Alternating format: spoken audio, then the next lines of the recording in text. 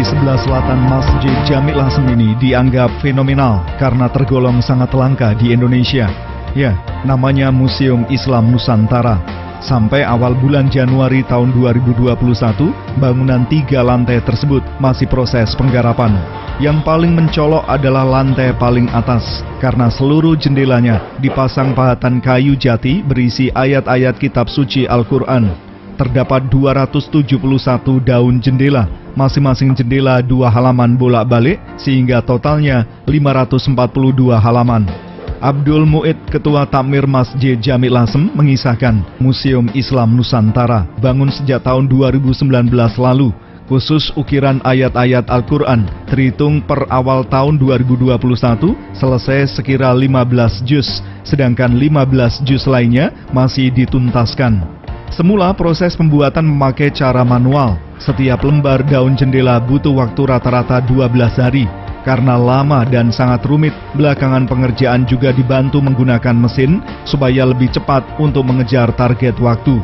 Dipilihnya ayat-ayat suci Al-Quran karena pegangan hidup umat Islam yang layak diabadikan.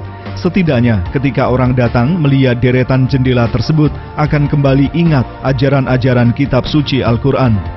Kita umat Islam hampir semuanya ikon yang paling untuk pegangan hidup juga Al-Quran. Jadi kita abadikan di dalam museum ini. Ya, wah ini Quran gitu. Ini mungkin sejarah di Jawa Tengah, terutama di Lasem juga. Iya, belum berada. Awal mulanya gimana Mas, tercetus ide ini? Karena memang ya karena itu istilahnya kitab suci kita, tiap hari kita pegang, kita baca, akhirnya akan muncul ide. Andekan belarak-belarak roh Quran wis ning ati udah kayak ada rem lah istilahnya. Ia mengisahkan pekerja tidak sembarangan selama membuat jendela. Mereka diwajibkan wudhu sebelum mengukir. Ketika buang angin kentut misalnya, harus wudhu lagi sebelum melanjutkan pekerjaan. Selain itu, pekerja sepakat tidak mengucapkan kata-kata jorok atau kotor. Mereka ingin benar-benar menjaga kesucian Al-Quran.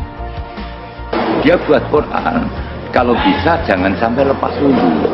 Jadi waktu dia garap itu, dia batal gitu ngentot ya, dia itu memang saya perintahkan kayak gitu biar istilahnya jaga kesucian. Kesucian dan berkahnya ada gitu loh dari tiap tukang gitu. Omong-omongan sarwet marah kok dia omongan marah Quran. Nah, jadi ada semacam mitos. Abdul Mu'id menambahkan bentuk Museum Islam Nusantara menerapkan arsitek rumah gadang khas Minangkabau, Padang, Sumatera Barat karena sejumlah tokoh ulama Lasem adalah keturunan Sultan Minangkabau atau Mbah Jejeruk, salah satu murid Sunan Bonang. Tapi bianya tidak melupakan Mbah Sambu, tokoh Lasem keturunan Jawa, putra Jaka Tingkir atau Sultan Hadiwijaya, Raja Pajang. Di tengah rumah gadang berdiri rangka kayu bangunan joglo, rumah khas Jawa Tengah. Suatu ketika, sejumlah tokoh dari Padang, Sumatera Barat sempat singgah ke Masjid Jami' Lasem. Begitu melihat rumah gadang dilengkapi jendela ayat Al-Quran, mereka terheran-heran karena di tanah asli rumah gadang belum ada bangunan seperti itu. Bahkan mereka langsung membantu dana untuk pengadaan 2 juz jendela. Sini tuh 3 tokoh yang dari keturunan Mbah Sunan Minangkabau, Sultan Mahmud sana loh. Di Jeruk. Itu muncul Mbah Maksum, lalu Mbah Gus Koyum, Mbah Khalil, lalu yang satunya lagi Mbah Masuki.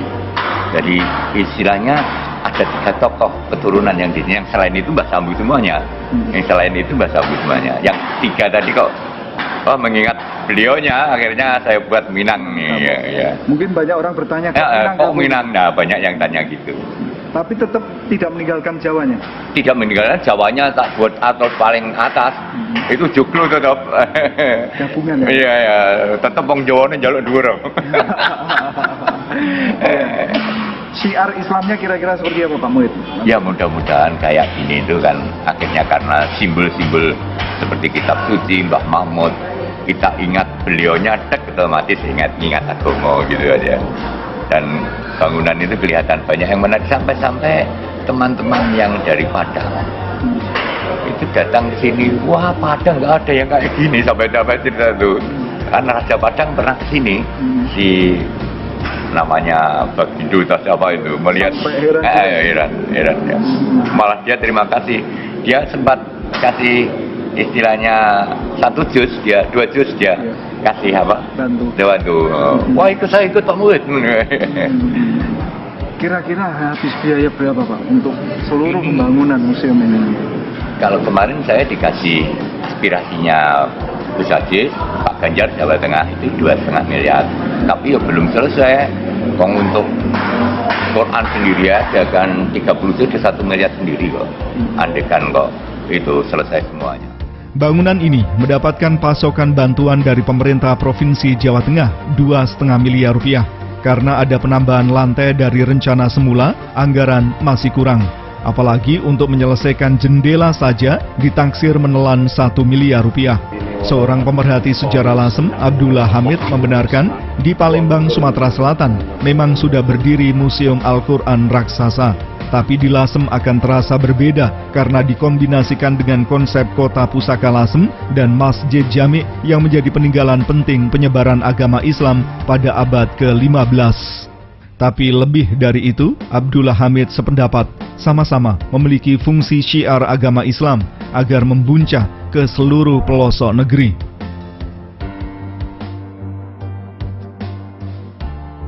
Tentu saja ini akan menambah khasanah Kota Pusaka Lasem ya. Untuk melengkapi adanya Kota Pusaka Lasem, insya Allah akan direalisasi pada tahun ini. Mudah-mudahan inilah sumbangsi kita Mistin Lasem menyumbangkan sebuah karya museum, gitu. Museum bisa lebih menambah khasanah Kota Pusaka Lasem. Cukup fenomenal juga Pak ya dengan konsep ini. Ya, cukup fenomenal gitu. Dalam arti yang pertama mungkin yang ada.